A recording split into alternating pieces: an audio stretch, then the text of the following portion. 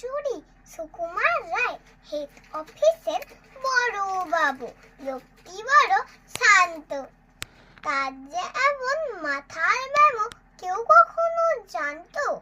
দিব্যি ছিলেন খোশ মেজাজে, চেয়ারখানি চেপে একলা বসে ঝিমঝিমিয়ে হঠাৎ গেলেন খেপে।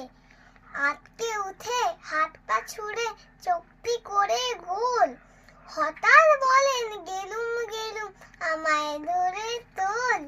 তাই শুনে কেউ বদ্যি ডাকে, কেউ বাহাকে পুলিশ, কেউ বা বলে কামড়ে দেবে সাবধানেতে তুলিস। ব্যস্ত সবাই এদিক ওদিক করছে ঘোরা ঘড়ি। বাবু হাঁকেন ওরে আমার গো গিয়েছে চুরি। গো হারানো আজব কথা, তাই কি হয় সত্যি? খুব জোরাতো তেমনই আছে, কমেনি এক রত্তি।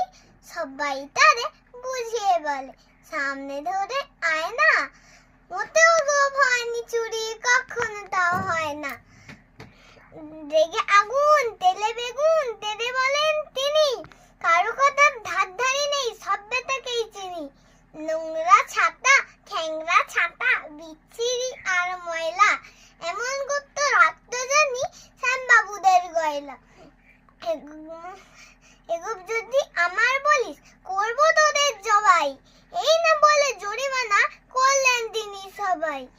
ভীষণ রেগে বিষম খেয়ে দিলেন লিখে খাতায়, কাউকে বেশি লাই দিতে নেই, সবাই চলে মাথায়।